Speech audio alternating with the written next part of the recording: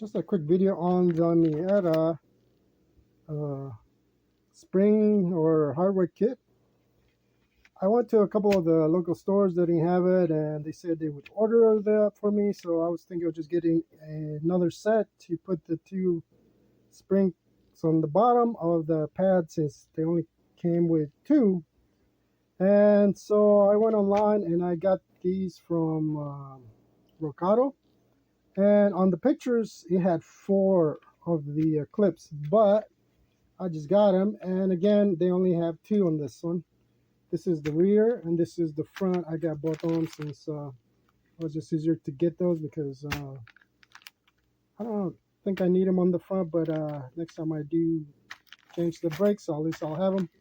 This is the front one. That's the number. They are made in China, just like the one I got at the AutoZone. But this one's kind of a disappointment because if you go online on their side, this is the only one that showed four.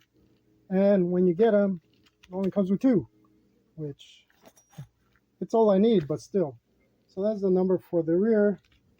But it kind of sucks that a lot of the pictures you see online, they're pretty old and not updated. So just keep that in mind. However, now that I have them, I will add them to it, to the bottom, so that I can have them both open and close evenly. Because even though I've been driving with it now for a couple of days, it's been fine. But over time, if they just open and close on the top, or on the top, is gonna wear crooked. So you definitely want this on the top and the bottom. So I'll show you that once I get it done. But it's no big deal. I just need to get the wheel off and put these on each side, and that should do it. That should take care of it, so that the pads work the way they're meant to be, so that they don't, when you're driving, they don't stay close or uh, next to the rotor, and they don't wear too fast, and two, so they'll spread once you release your brake. So that's the whole reason for those, which makes a lot of sense. And the reason I kept hearing the rotors in the back all the time, because obviously those were missing.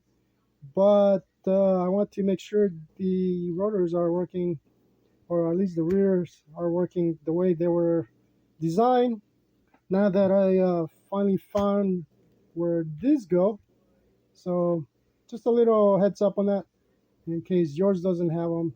You're gonna have to just get an extra kit. If the say the brake pads that you buy come with the set, they may only come with two, but they should have four for the rear of the Miata, at least for mine, or 91. And that age, you should have four on the top and the bottom, so your pads work better in terms of, when you apply them and when you release them, and they don't wear too fast on you. So there you go. That's just a quick update on that, and I hope that helps. All right, there it is. Finally got the all the clips. Just added the bottom one, so as you can see, they do fit the same way as the top one. I remember somebody, I think, put this below this, but you don't need to do that. You can leave them on the top. It's just easier to take out. They won't fall out. So you can see there, you can see it through here. Let me see if I can work. Anyways, it's right there in that little corner there.